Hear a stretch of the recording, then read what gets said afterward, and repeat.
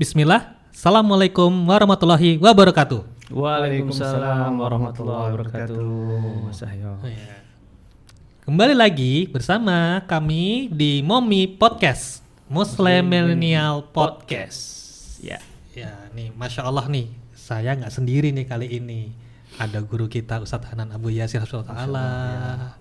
Ada Mas Tito. Halo Mas Ahyo. Ya, gimana kabarnya Mas? Alhamdulillah sehat Mas Ahyo. Gimana tuh? Sehat. Ustadz gimana Ustadz kabarnya? Alhamdulillah luar biasa. Allahu Akbar. Masya Allah. Legam dunia. Wah, siap, semangat luar biasa. Semangat. Harus semangat gitu. Oh iya. Alhamdulillah karena kita dikasih modal sama Allah berupa kesehatan ketika orang-orang banyak yang sakit. Kita dikasih modal oleh Allah sebuah keimanan, ketakwaan, dimudahkan untuk beribadah kepada Allah, maka kita jadikan modal Allah dari Allah ini sebagai sarana untuk meningkatkan kebaikan kita untuk orang lain. Masya Allah. Tetap semangat pastinya. Tetap Pasti semangat. ya. Masya Allah. Makanya. Ada berita apa ini Mas? Gimana Mas Ahyo nih? Ini berita luar biasa nih. Lagi anget-angetnya nih. Lagi anget nih. ya. Wah. Lagi kekinian nih, lagi viral nih. Viral nih. Masya Allah.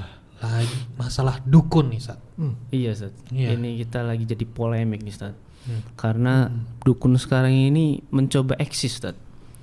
Dengan adanya perkumpulan online di mana-mana sehingga masyarakat ini menjadi kayaknya Allahu Akbar. takut terpengaruh dan kita sendiri harus istilahnya sering-sering ya mengadakan dakwah soal dukun ya. perdukunan ini. Iya, Iya, loh. Ustaz. Iya. Subhanallah. Iya. Gimana nih Ustaz? Iya. Kan juga ada ini, Sat. Maaf ya Sat, Ana potong. Kan ada dukun juga ada dukun hitam nih, Sat. Dawai dukun putih. Nah, ada bilang, wah, Ana akhirnya mikir, kok ada dukun putih dan dukun hitam gitu. Ini nih apakah karena hitam itu karena kulitnya, putih itu karena apa keluarga negaraannya di luar negeri atau gimana? Nah, ini tuh gimana sih Sat? Dukun hitam apa karena dari Afrika? Nah, gitu Sat. Justru Iya. kemarin ada penghargaan dukun terbaik Ustaz, tahun kemarin Mas Ahyo. Dukun Nah, terbaik. ini jadi musibah jadi kita ini Aduh, gimana nih? aduh. Kayak apa? Miss Jadi Universe penilaiannya gitu kalau dukun bagaimana? terbaik itu gimana? Semakin banyak korban yang jatuh makin baik atau gimana kira-kira? Makanya itu jadi Allah. Iya, PR kita nih Ustaz. Subhanallah wa ni'mal wakil. Nah, Gimana menurut Ustaz nih Iya, Ustaz. apa yang harus seorang muslim Subhanallah. lakukan nih Ustaz? Kita hanya bisa mengucapkan hasbunallah wa ni'mal wakil karena sepertinya tidak henti-hentinya cobaan demi cobaan Allah timpakan kepada bangsa kita. Cobaan Covid, virus corona belum berakhir, Allah timpakan cobaan yang lebih besar daripada itu. Cobaan ketika kita dicoba oleh Allah berupa cobaan keimanan, akidah, di mana di tengah kesempitan ekonomi pada saat ini, kemudian ada yang kemudian berusaha untuk mencuri-curi akidah dan keyakinan kaum muslimin dengan adanya perkumpulan para dukun tersebut. Dan pada hakikatnya ini adalah musibah yang lebih besar daripada Covid. Kalau Covid jelas orang mati karena Covid, setelah itu dia akan selesai urusannya. Iya. Tapi ketika seseorang terkena syubhat atau terkena suatu pengaruh yang negatif, keyakinan yang menyimpang, percaya kepada dukun, maka sesungguhnya walaupun badannya hidup, tetapi hatinya adalah hati yang dimurkai oleh Allah Azza wa Jalla. Ketika kita yakin dan percaya dengan perkataan si dukun sakti yang katanya mandraguna, kalau kita sampai mendatangi mereka, itu luar biasa dahsyat pengaruhnya bagi kehidupan kita sebagai seorang muslim. Nah, masalah dukun tadi memang betul, para dukun sendiri juga mengakui bahwa ilmu dukun atau ilmu sihir itu ada dua. Ada sihir abyad atau sihir putih dan ada sihir aswad, sihir hitam. Sihir hitam. Kalau orang Jawa bilang ada sihir tengen, ada sihir kiwo, sihir kanan dan sihir kiri. Atau dalam kitab-kitab perdukunan yang ditulis dalam bahasa Arab yang banyak sekali juga jumlahnya di Arab tersebar juga. Oh, ada kitabnya ya? Ada kitabnya. Ya, mereka menyebut sebagai ilmu hikmah. Ilmu hikmah. Ilmu hikmah. Jadi dianggapnya bahwa ketika seseorang belajar ilmu ini itu adalah dia sedang belajar untuk mendekatkan diri kepada Allah, yang ketika dia sudah dekat kepada Allah maka dia akan mendapatkan suatu karomah di sisi Allah. Masya Allah. Dia bisa mendatangkan sesuatu yang tidak bisa didatangkan oleh orang lain. Ya, karena sesungguhnya begini, para ulama juga menyebutkan bahwa kejadian yang terjadi di luar dari kebiasaan atau kharijul adah Itu ada 3, hanya ada 3. 3. Yang pertama adalah dalam bentuk mukjizat. Ya. Dan ini nggak mungkin Allah berikan kecuali kepada para nabinya, kepada para rasulnya, yang mereka adalah para wali Allah, yang mereka adalah orang-orang yang Allah cintai. Betul. Sebagaimana mukjizatnya Nabi Musa ketika dikejar tuh sama Firaun sampai di pinggir pantai, kemudian Allah perintahkan kepada Nabi Musa untuk mukul tongkatnya, maka terbelahlah lautan pada saat itu. Kemudian terjadilah mukjizat yang luar biasa. Betul. Kemudian mukjizat Nabi, contohnya Ibrahim, ketika dilemparkan ke dalam api, maka kemudian Allah mengatakan kepada api, ya naru kuni barda wa salama ala Ibrahim. Wahai api, jadilah engkau dingin dan memberikan keselamatan kepada Nabi Ibrahim. Itu jadi mukjizat ini yang pertama, dan tidak mungkin Allah berikan selain kepada Nabi dan Rasul, karena mereka adalah wali Allah yang paling tinggi tingkatannya. Para Nabi, para Rasul, para ulul azmi, dan yang paling tinggi adalah Nabi Muhammad SAW. Nah, ini yang pertama. Kemudian yang kedua, kejadian di luar adat dan kebiasaan manusia adalah yang disebut dengan karomah. Para dukun dan tukang sihir ini masuk lewat pintu yang kedua. Mereka menyebut bahwa apa yang mereka miliki sebagai sebuah karomah. Pada hakikatnya mereka adalah bersekutu dengan jin, bersekutu dengan iblis. Maka kalau kita lihat di kitab-kitab yang mengajarkan ilmu hikmah menurut mereka, diajarkan bagaimana istikhdamu al-malaika, istikhdamu al-iblis, bahkan bagaimana kita memperbudak malaikat dan memperbudak iblis. Bisa ya? Bisa. Subhanallah. Kalau kita baca ngeri sekali. Jadi misalnya kita kemudian menyiapkan beberapa minyak tertentu, kemudian disiramkan di sebuah ud itu kayu gaharu, Mas. Lalu dibakar, kemudian dibaca sebuah wifik tertentu, mantra tertentu sekian kali. Kemudian setelah itu ketika di malam hari ditaruh di bawah kepalanya, di bawah ranjang, maka diulangi selama beberapa hari. Setelah itu akan muncul seseorang berwajah tampan dan memberikan dia datang kepada dirinya dan mengatakan ma aradta minni, apa yang kau inginkan dariku. Itu padahal tuh itu jin, tetapi datang dengan wujud orang yang sangat tampan, dengan harapan untuk mengelabui dia supaya dikira ini malaikat. Bisa menarik hati. Iya, betul. Nah, maka dari itu karomah yang kedua, kejadian di luar adat yang kedua ini hanya sebenarnya Allah berikan kepada orang-orang yang Allah cintai, yang namanya karomah. Jadi karomah ini hanya Allah turunkan kepada para walinya, yaitu orang-orang yang mencintai Allah, yang mereka adalah orang-orang yang taat dengan apa yang telah Allah turunkan, menjalankan sunnah-sunnah nabinya. Tetapi jikalau kemudian kejadian yang di luar adat ini muncul bukan karena itu, bisa dipastikan dia telah bersekutu dengan jin, masuk pintu yang ketiga. Maka yang namanya karomah ini adalah sesuatu yang nggak bisa kita setting, nggak bisa dipelajarin gitu. Nggak bisa dipelajarin. Ibaratnya bahasa dukunnya itu nggak bisa diinstal. Gitu. Kalau karomah misalnya orang karomah dibakar nggak mempan, dia bisa berjalan di atas air misalnya. Maka orang-orang seperti ini kalau dia betul-betul karomah, maka dia nggak bisa mendatangkan ilmu itu kapan aja dia mau. Nggak bisa sulap gitu. Nggak bisa. Maka biasanya diinstal. Misalnya begini. Kayak di TV ya. Dibakar nggak masalah. Dia bisa ditusuk tangannya dengan paku, nggak berdarah. Dia makan beling kayak kuda lumping, nggak ada masalah.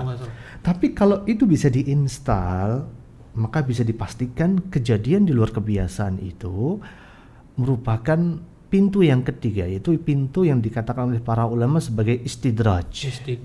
Dielulukan gitu atau gimana? Dielulukan. Dia diberikan suatu kemampuan dengan apa yang dilakukan dia dengan bersekutu dengan jin tersebut, dengan harapan dia di akhirat nanti akan dihancurkan oleh Allah dan dijadikan sebagai orang yang paling rugi. Nah, itu yang disebut dengan kejadian di luar dari kebiasaan. Kemudian masyarakat juga membagi yang namanya sihir jadi dua, sihir putih dan sihir hitam katanya. Bukan dari warna kulit, Mas ya. Bukan dari media yang digunakan, tetapi begini. dari sudut pandang bahwa sesungguhnya sihir putih adalah sihir yang tidak mendatangkan kemadharatan untuk orang. Oh gitu. Contoh misalnya ada orang pakai ilmu pengasihan Pengasihan. supaya dia disayangi sama atasannya. Oh gitu. Oh, makanya. Supaya kalau dia kemudian terlihat tampan di hadapan lawan jenis. Bulu perindu ya. Bulu perindu seperti itu. Ada. Ana baca tadi. Bulu perindu itu banyak di online loh Mas. Itu banyak yang jual kan? Banyak di online di marketplace, subhanallah. Jangan sampai kita terjebak pada masalah gitu. Kemudian semar mesem, jalan goyang dan semisalnya, pengasihan. Kemudian itu disebut dengan orang-orang nyebut itu sihir putih karena Sihir tidak putih. menimbulkan kemadharatan untuk orang. Nah, itu yang kadang katanya dari yang sihir putih itu memperbaiki akidah kan Allah Akbar. Akidah yang mana nih Mas?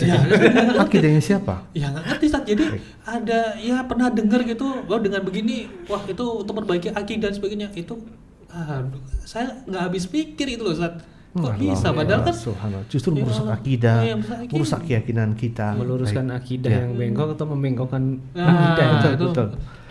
Baik, itu yang disebut dengan sihir putih tadi ya Mas. iya Pengasihan. mengasihan. Kemudian ilmu pelet, Nah, kemudian santet juga. santet maksudnya hitam. Oh, biasanya itu juga. hitam Karena tapi dia beda. mendatangkan kemadharatan. Oh gitu. Ya, bahkan di kalangan tukang sihir sendiri mereka juga menuliskan bahwa sesungguhnya diharamkan bagi seseorang untuk mempelajari ilmu sihir yang bisa mendatangkan kemadharatan. Kan ambigu sekali. Iya. Saat yang sama mereka mempelajari ilmu pengasihan, ilmu pengelarisan, jadi supaya kalau yang datang Laris gitu ya. laris seperti itu, dagangannya tambah laris. Kemudian atau ilmu kewibawaan dan sebagainya.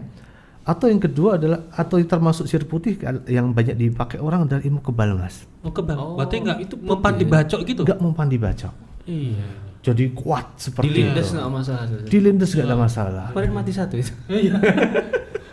Dilempar batu apa? Maka dari itu Mas, waliyadzubillah, semoga Allah jauhkan kita dari itu karena sesungguhnya yang namanya sihir, baik itu putih maupun hitam, pada hakikatnya adalah kita bersekutu dengan jin. Kita bersekutu dengan iblis. Nah. Walaupun sepertinya kita memerintah mereka, memperbudak mereka, pada hakikatnya kita bersekutu dengan mereka. Nah, Sungguh ini akan mengurangi dan menghilangkan tawakal kita kepada Allah.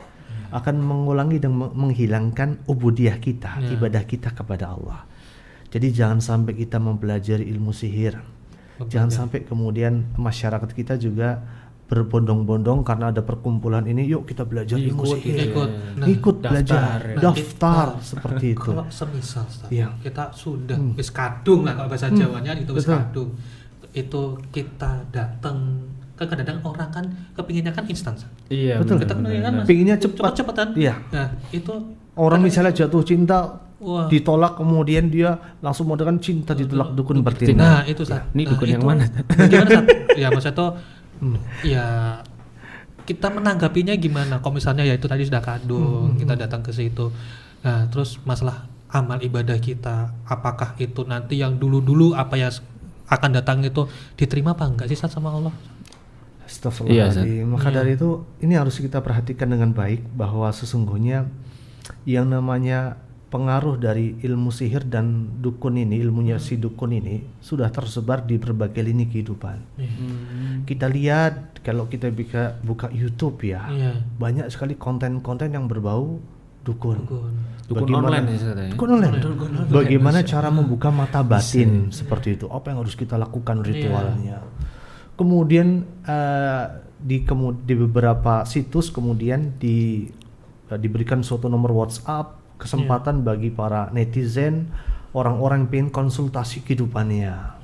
Itu gimana? Hukumnya sama kayak mendatangi dukun atau enggak? Kita tanya lewat Pastinya itu hukumnya sama dengan orang yang mendatangi secara langsung. Karena orang yang bermuamalah dengan dukun tidak serta-merta kita langsung ibaratnya pukul rata hukumnya sama.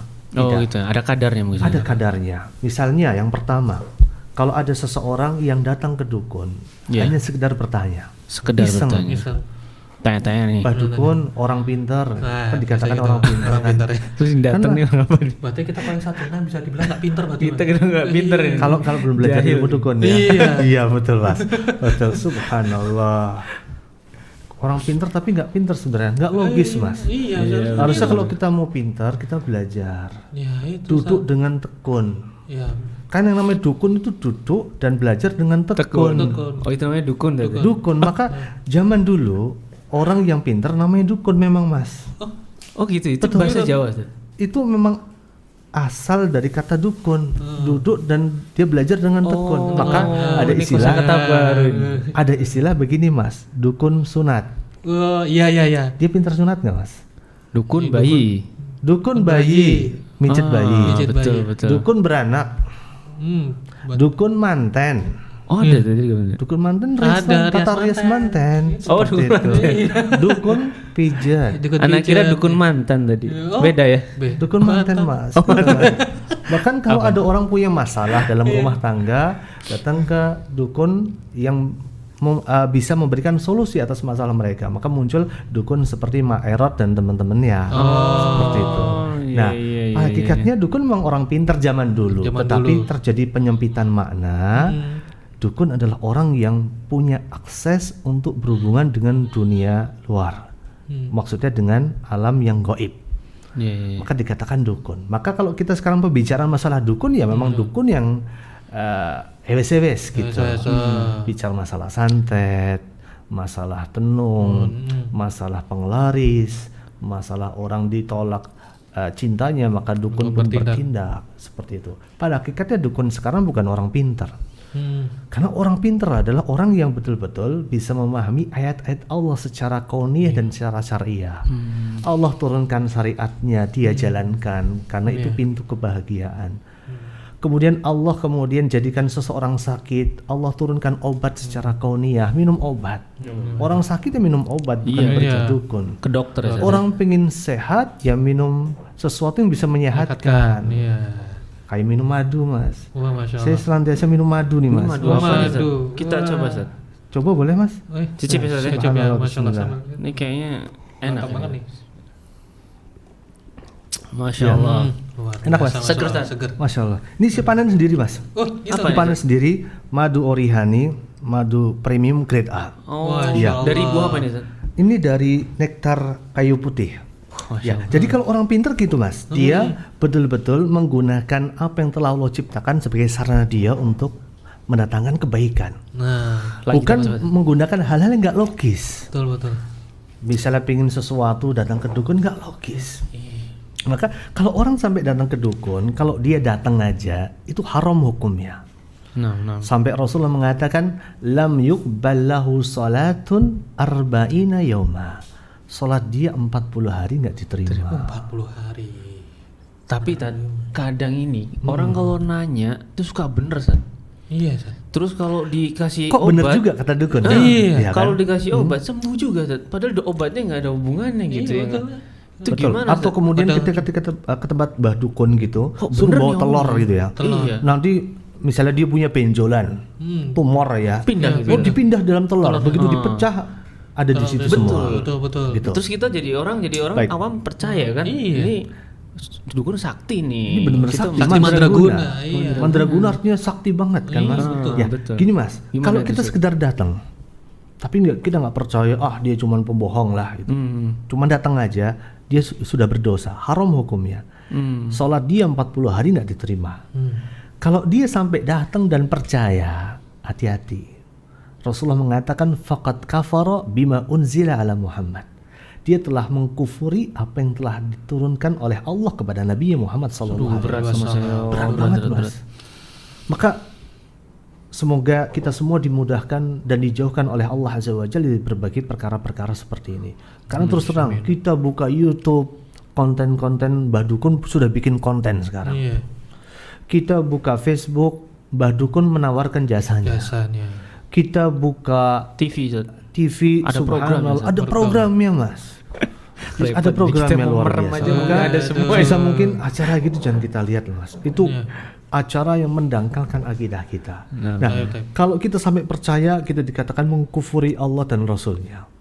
Tapi kalau kita datang ke tempat Mbah Dukun untuk menguji, itu boleh Mas ya? Boleh-boleh saja. Mengujinya gimana Ustaz? Maksudnya Ustaz? Misalnya begini, kita yakin bahwa kita minta tolong kepada Allah sebelumnya, ya Allah saya ingin membuktikan bahwa ini dukun seorang pembohong.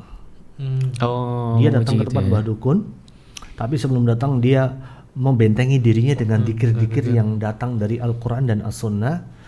Kemudian dia tanya ke dukun terkait dengan beberapa perkara yang sekiranya dukun itu akan menjawab pertanyaan dia.